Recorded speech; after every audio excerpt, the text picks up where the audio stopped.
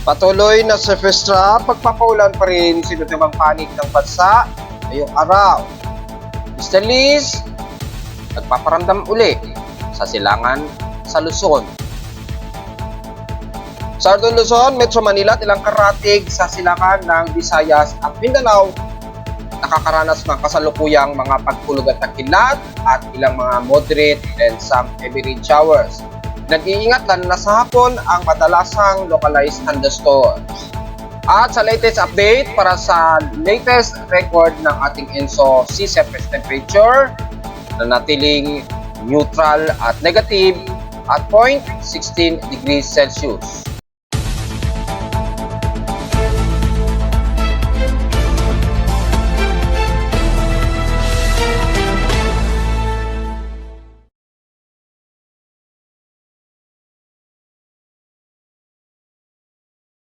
Hello, good morning mga folks. Welcome po muli sa ating daily weather bulletin at analysis para sa araw ng Sabado, July 6, 2024. Ang oras ng ating voice prime umaga ay alas 11:18 na ng umaga.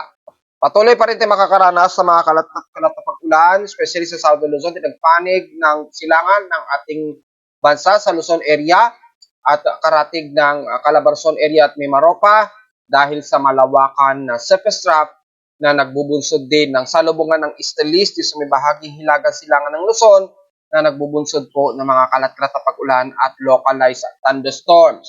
Abot na ngayon sa 109 total lightning strikes since 10:30 a.m. ang mga total na mga pagkulog at pagkidlat. So ingat po sa mga kababayan natin sa bandang Quezon Province, sa Kasiguran Aurora, Isabela, hanggang sa may bandang Polillo Islands at Camarines Norte. At sa may bandang Mindoro naman ay hanggang sa may bahagi ng Romblon ay nakakaranas din kayo ng mga randomized localized thunderstorms na mga violent lightning strikes. Ingat po dahil matitindi po na mga cloud to ground ito at asahan din ang mga kalat-kalat na ilang moderate and some heavy rain showers na pumapalibot dito ngayong umaga. Nasa maghapon yan ha mga folks.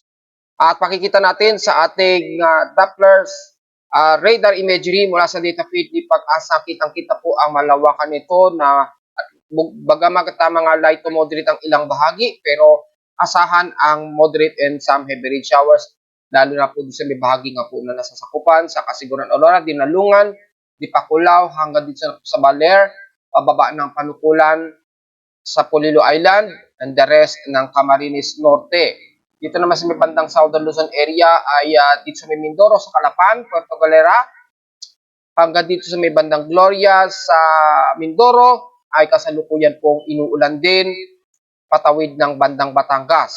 Damay na ilang bahagi ng Marinduque at dito sa may bandang San Andres, parte pa rin ng Quezon Province at sa bandang Tabias Island, bandang Southern Luzon na mga folks. So kasalukuyan po dahil malawak po ang water saturation at surface trough kaya nakakaranas ng mga malawakang pag-ulan lalo na sa may bandang Aurora region sa Quezon Province.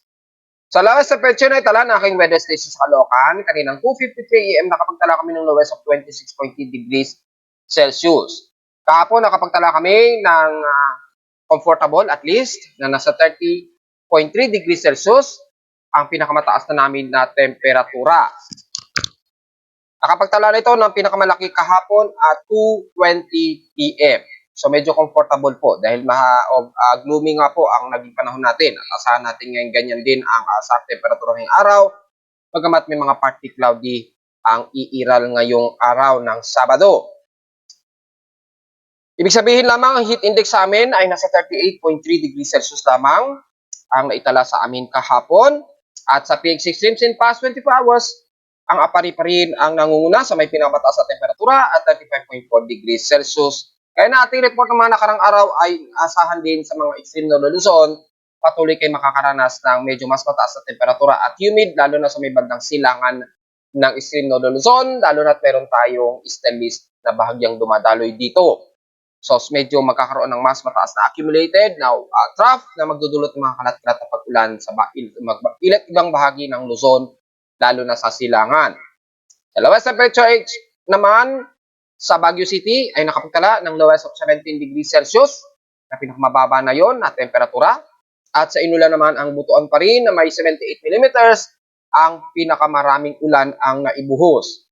Sa amin sa Caloocan kahapon, nakapagtala kami na 80 millimeters na total rainfall, please. So sa loob ng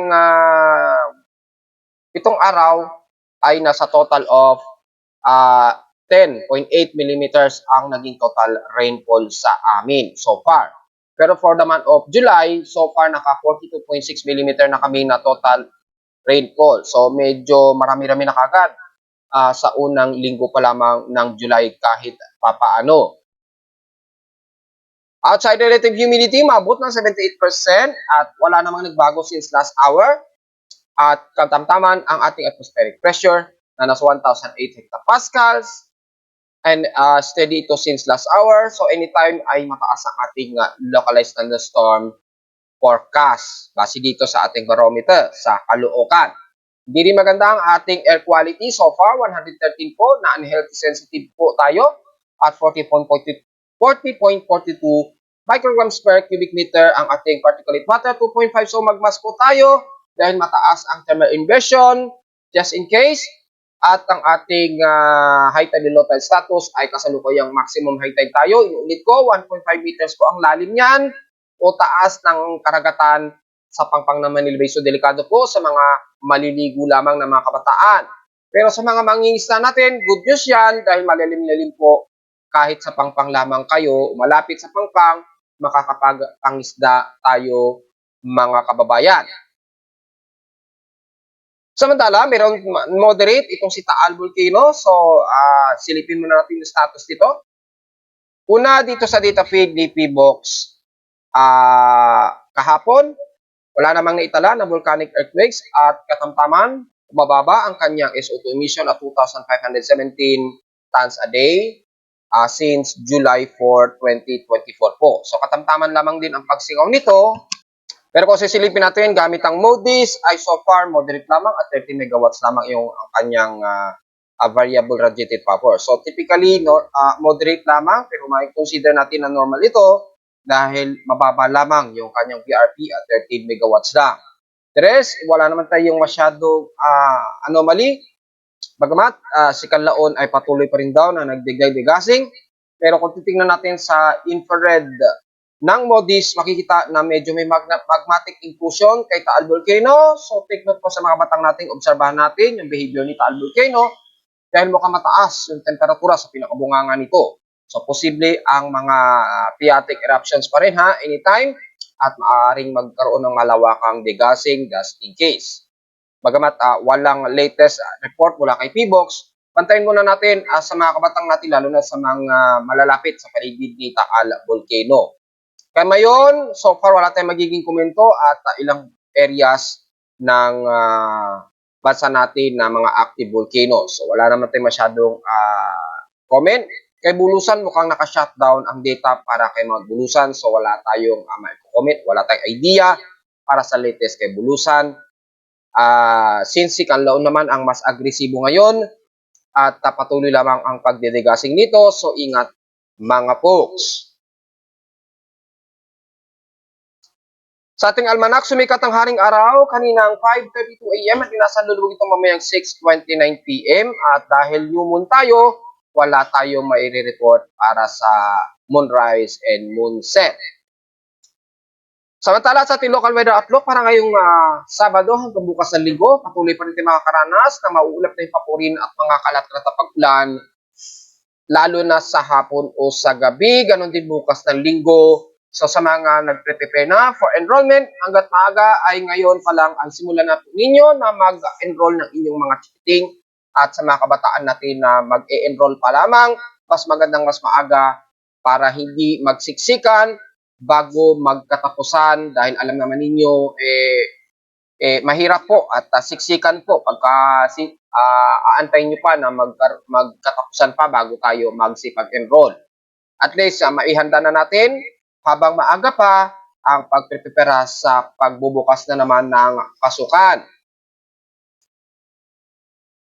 100% ang parehong tsansa na pag-ulan pero bukas ay 77 to 80% ang tsansa na pag-ulan bukas yan na linggo. Ngayong araw, asahan ang mga pag-ulan ngayong araw. At kitang-kita naman natin sa ating lightning detection system ang agresibong mga localized thunderstorms na mahigit 100 nga po ang mga pagkidlat. Highest and lowest temperature expected maglalaro sa 32 degrees Celsius and lowest temperature expected ay 26 degrees Celsius. So, diretso agad tayo sa ating ginagamit na satellite imaging. Nakita po ang stationary lamang ng mga satellite craft nito na pumapalibot sa Central Luzon, kanluran at silangan ng bahagi ng Luzon. Kasama na ang Metro Manila at Calabarzon area, Bicol Region, Mimaropa at Southern Luzon areas. Medyo meron tayong easterlies na umiiral din sa may hilagang silangan ng Luzon sa Pasipiko o Dagat Pasipiko, kaya mas magdadagdag po yan ng pinaghalong humid, lalo na dito sa bahagi nga po na extendo ng Luzon, sa bandang Apari area at Santa Ana. At syempre, damay na lang bahagi na Ilocos Norte, dyan sa may kaduluduluhan, bandang Batanes Group of Islands, asaan ang medyo humid ang panahon sa inyo, pero yung isolated rain showers sa hapon sa gabi ay posible pa rin. Hindi gaya sa bahagi ng Central Luzon, dyan mula sa may bandang Baguio City, La Union, Tarlac, west portion sa Zambales, at yung pababa ng Bulacan, Metro Manila, at dyan sa Calabarzon nga po nating binanggit, ay mas maulap po at mataas ang infrared potential na clusterized ang iiral ngayong maghapon. So ingat po sa mga kababayan natin, tabangin natin kanina lamang ang parte ng Mindoro at ilang parte ng South Luzon. Mataas po ang mga pag-ulan dyan na may pagtulog at pagkilat kasama na ang bahagi po ng Bicol Region. At kung titingnan natin sa Himawari 8, makikita po ang malawakang pag-ulam na ito sa bahagi ng Quezon Province. Hanggang dito na nga po yan sa may bandang Iriga, sa may Bicol Region, Legazpi hanggang parte ng Sorsogon at partly cloudy po umiiral.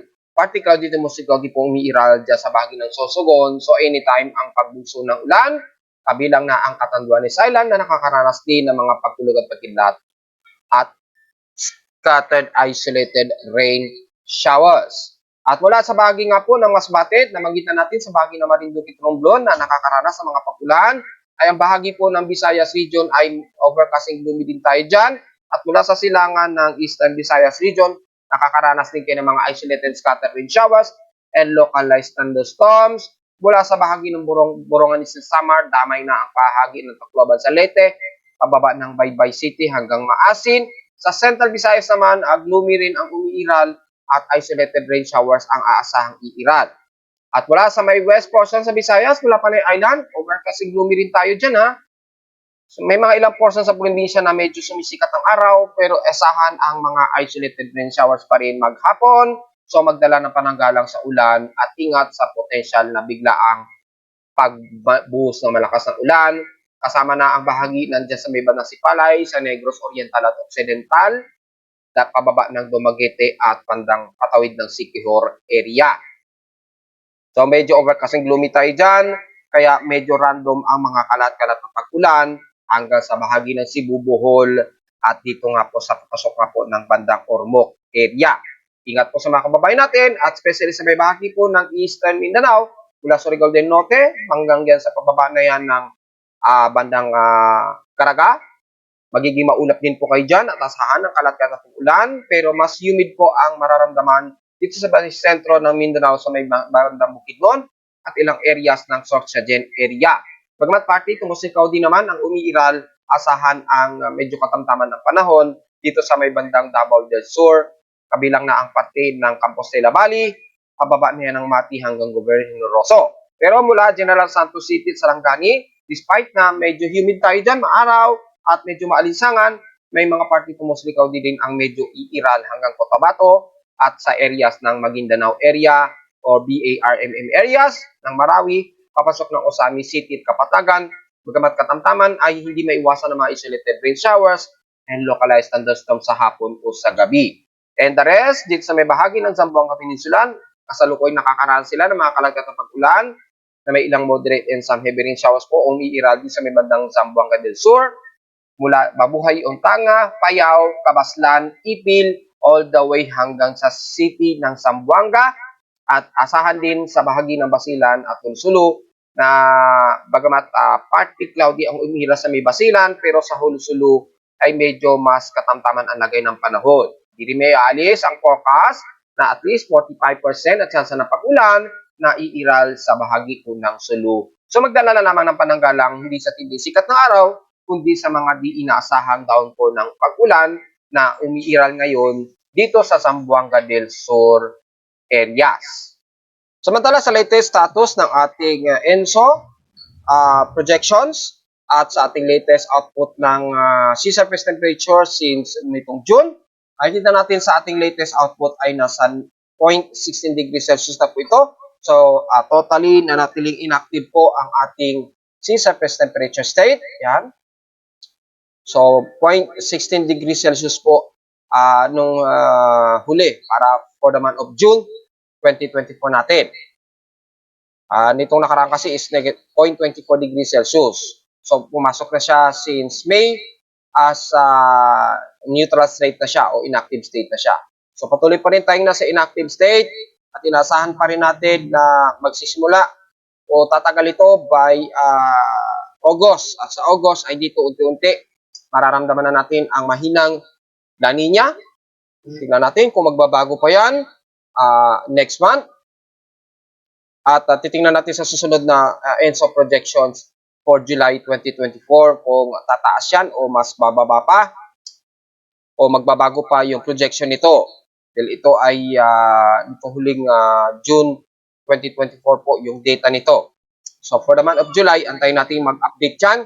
Pero malinaw pa rin na inaasahang 65% pa rin ang panatili nito by July to September 2024 na manatili as inactive state. Inaasahan nga by 85% naman ang inaasang magma-maximize ito by 85% na ng November to January ng next year na po ng susunod na taon.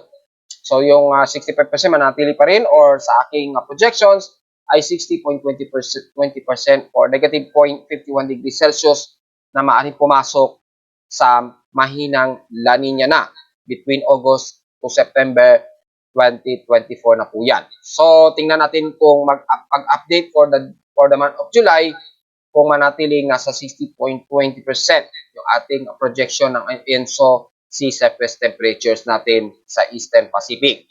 So, magbawari po yung enhancement ng mga bagyo dahil yung lamig nga ng karagatan ay unti-unti nang magre-redevelop. At kapag mas malamig niyan, ay mas mataas po ang magiging ulan natin dito sa may bandang Western Pacific kasama ang Pilipinas. Pero typically, depende sa projections ng lamig ng karagatan hanggang dito sa atin sa bansa, kung saang area ang mas mataas na flow ng La Nina na aabutin ay doon ang mas maraming ulan ang inaasahan. Typically, sa silangang bahagi nga po ng ating bansa na inaasahang mas mararamdaman yan lalo na pagpasok na po ng bare months na. Unti-unting mas mararamdaman yan ng mga taga-eastern sections ng mga mas matataas na above average rainfall. Kamasahin naman natin itong si Beryl. Well, nasa tropical storm category ito ngayon. As of 11:30 AM ay nasa central air pressure ito na 996 hectopascals. Nagdulot ito ng malaking pinsala sa may bandang Caribbean Islands at tumatawid na nga ito ng Mexico Peninsula at babaybayin pa nitong maghapon ang Mexico area.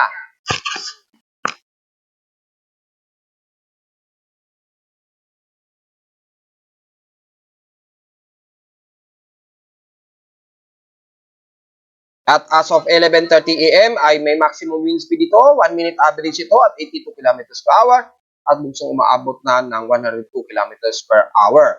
So ang 10-minute average, kung pagbabasin natin dito sa Asia, ang 10-minute average wind speed ay 61 km per hour ito, pasok as tropical depression category at bunsong umaabot ng 75 km per hour. Patuloy pa rin ang pagkilos dito pa north, west-northwestward sa bilis na 18 km an hour. At kung titingnan natin sa mga P-stop ka-cyclone track primary para sa pinakasalukuyang lokasyon ngayon nito, ayan, ay nandito na ito sa may bandang Merida, baybayin ng Merida, bandang sako pa rin at ito ng Mexico or bandang Belize. Hindi ko masyado kabisado ang geographies ng bandang Amerika pero kung magbasin natin ang satellite imagery nito, ay mukhang sako pa rin ito ng bandang Mexico. Ayan o. At tumatawid dito mula sa baybayin ng Merida at maaaring lalapit ito ng bandang San Antonio at mukhang papasok na ito ng bandang Amerika dahil medyo kikilos ito pa northward. Kung babasehan natin ang oras natin sa Pilipinas, in calculated, ay makikita natin ay mukhang lalakas pa ito.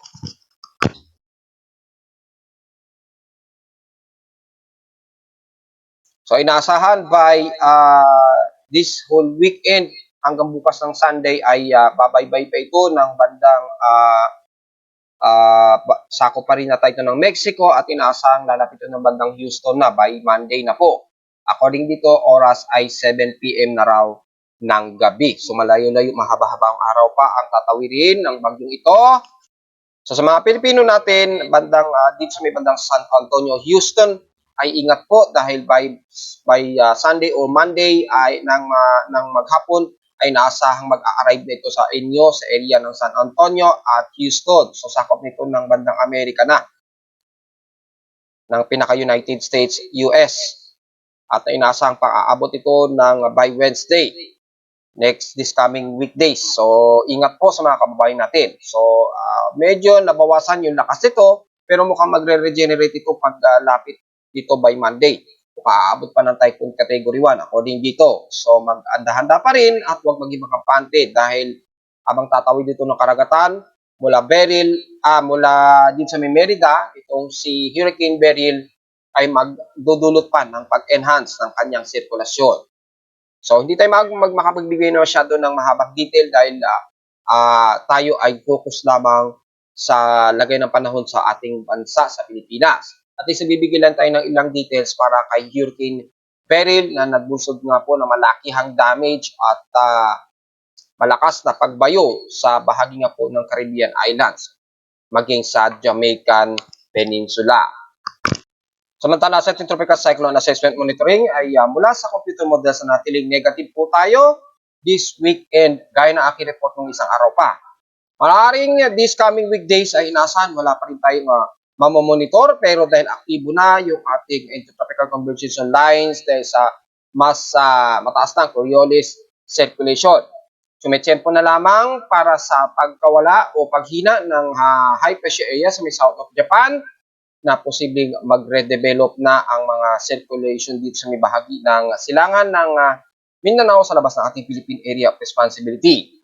Dahil kung makikita sa ating global spectral model ay nagkakaroon ng mga ilang Coriolis circulation o tropical wave pero napipigilan kasi ng range of high pressure sa itaas. So tingnan natin this coming weekdays. Sa ngayon ay natiling wala tayong naaasahan na sama ng panahon sa loob at labas ng ating Philippine Area of Responsibility hanggang sa Lunes na po yan. So wala po tayong masyadong magiging comment masyado rito. At sa alon ay natiling kalmado po ang ating karagatan despite na may easterlies, ingat na lamang sa mga localized thunderstorms. Lalo na sa baybayin sa silangan bahagi ng ating Masa Luzon at Southern Luzon. Bagamat wala namang mataas sa pag-alon, ingat na lamang sa biglaang bugsuan nito sa may baybayin dahil kasabay ang easterlies ay may mga localized thunderstorms tayo na umihiran. At narito naman ang ating 3-day 20 weather forecast para sa araw ng Sabado, July 6, 2024.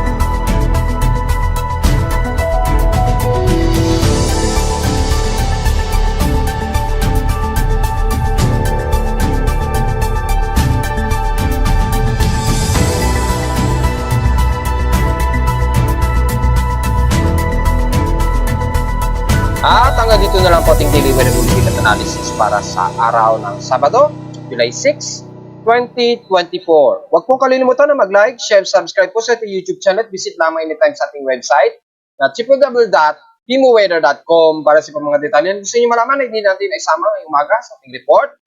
Since constant lang din ang mga lagay ng ating weather systems ngayon nitong nakaraang unang araw ng July. At basic naman sa ating website para sa gusto malaman ang dynamic events mula sa real-time ng aking weather station mismo sa Caloocan at sa data feeds mula sa iba't ibang weather agencies. Maraming salamat po mga folks at magandang araw po sa ating lahat.